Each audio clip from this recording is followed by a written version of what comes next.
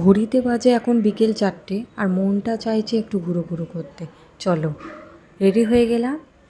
আমি, আমার শাশুড়ি, শ্বশুরমশাই সবাই মিলে যাব কোন্নগরে, শকুন্তলা মাকে দেখতে। ভাগ্য না থাকলে হয়তো দর্শন পাওয়া যায় না, হয়তো ভাগ্য টেনেছে বলেই আমরা যাচ্ছি। তো টোটো রিজার্ভ করে যাব, টোটোর সাথে কথাবার্তা বলছেন আমার শ্বশুরমশাই, তারপরে যাব। আর শাশুড়ির পা তো খুব একটা ভালো না, ওই জন্য ট্রেনে করে যাইনি, টোটো রিজার্ভ করেই গেছি শ্রীরামপুর থেকে। টোটোপার ব্লকে তোমাদের অনেক অনেক স্বাগত জানাই। আবার একটা নতুন ব্লগ নিয়ে এলাম, অনেক দিন পর ব্লগটা আবার নিজে এলাম তোমাদের সামনে। তো চলো, মায়ের ডোরের সামনেই চলে এসেছি, এটা হচ্ছে গেট করেছে। তো চলো আস্তে আস্তে আমরা ভেতরের দিকে যাব। বুঝতেই পারছো তাড়াতাড়ি করে যেতে পারবো না। আমি পারবো, কিন্তু আমার শ্বশুরমশাই শাশুড়ি পারবে না, আস্তে আস্তে সবাই মিলে যাচ্ছি। আর এই দিকে ঢুকে বাঁ দিকে মাকে সাজাচ্ছেন, তো একটুখানি ভিডিও করার চেষ্টা করলাম অনেক। তারপর আমার শ্বশুরমশাই বললেন যে তুমি একটু এইদিকে এসে করো, পরের ভিডিওটা দেখবে। খুব কাছাকাছি উঠেছে, তাও ভিড়ের মধ্যে যেইটুকু পেরেছি, যতটুকু পেরেছি তোলার চেষ্টা করেছি। তোমরা পুরোটা দেখো, আশা করি তোমাদের ভালো লাগবে। এই দেখো, মাকে এখন গহনা পরানো চলছে মায়ের। কি অপরূপ মুখ, দেখলেই ভরে যায় মন। বিয়ের আগে কোনো দিনই আমি আসিনি, মা টানেননি তাই হয়তো আসিনি। বিয়ের পর এই প্রথম বাবা মার সাথে আসা। খুবই ভালো লাগলো মনটা। যত যাচ্ছি তত অন্য নতুন কিছু দেখছি, তোমরাও দেখবে। আর এই দেখো, মায়ের মুখটা ভালোভাবে তুলতে পেরেছি।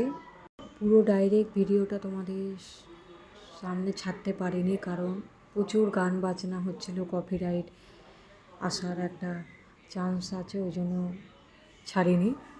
আর এই দেখো, অনেকের মানত, ওই জন্য ডন্ডি কাটছে।